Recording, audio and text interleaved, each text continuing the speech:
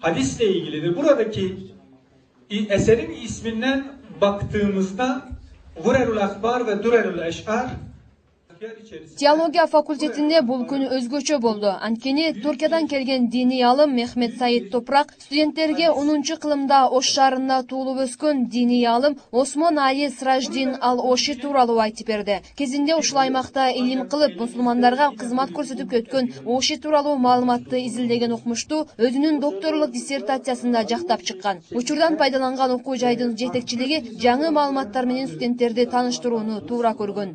Ошол Ошини таанытуу максатында ушул окумуштууну биз чакырып отурабыз. Өзүңүздөр көргөндөй, биз дагы бир канча Оши бар экендигин билебиз, бирок ошолордун ичинен эң таанымалы айрыкча Ханафи мазхабынын, Матуриди көз карашынын, акыйдасынын негизги коргоочулардан жана ошол мезгилдерде көптөгөн медреселерде өзүнүн китеби окутулган бир алым болуп эсептелет. Диний алым окутуучулук иши менен гана алек болбостон өзүнүн бир топ чыгармаларын жазган. Анын негизинде Ханафи мазхабын жана Матуриди акыйдасын түптөөгө зор салым кошкон. Ошол учурда башка терс жолдорго түшүп кеткендерди кайра кайтарууда да маанилүү ролду ойногон. Бирок ошондой зор инсандын өмүр таржымалы тууралуу маалыматтар толук сакталбай калган. Таяна турган маалымат бир кагаз бетинин жарымын гана түзөт. Бирок жазган чыгармалары сакталып, азырга чейин aktualdığını jogutpay kelet. Şimdi özellikle Orta Asya'da ve bu bölgede Osmon Ali Sраждин Ал-Оши өз ишмердүүлүгүндө хадиске чоң басым жасаган.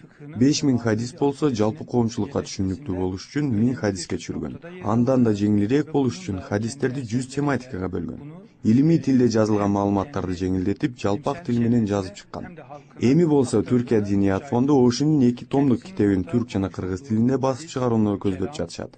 Мен болсо Оши тууралуу чыккан китебимди теология факультетине белекке берүүнү туура көрдүм.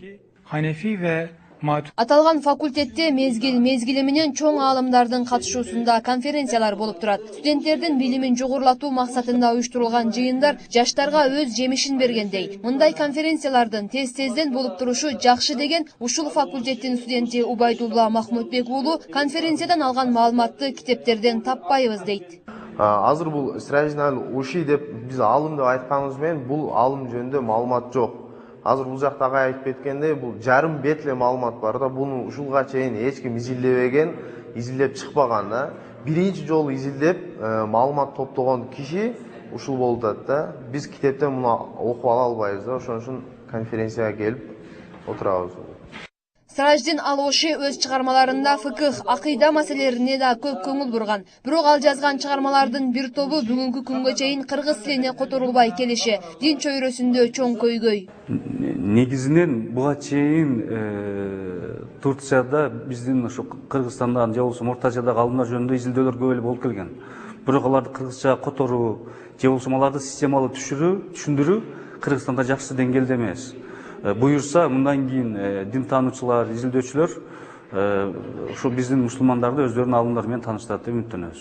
Мехмет Саид Топрак мырзанын окуу лекциясы муну менен жыйынтыкталбайт. Алдыңкы күндөрү шаардагы мечиттерде жөнөкөй жарандар үчүн ушундай эле жыйындар уюштурулуп, ислам дининде жарыкка чыккан жаңылыктар тууралуу маалыматтар берилет. Кенжебүй Маматсадыкова, Максат Макамбаев, Ош Бирим жаңылыктары.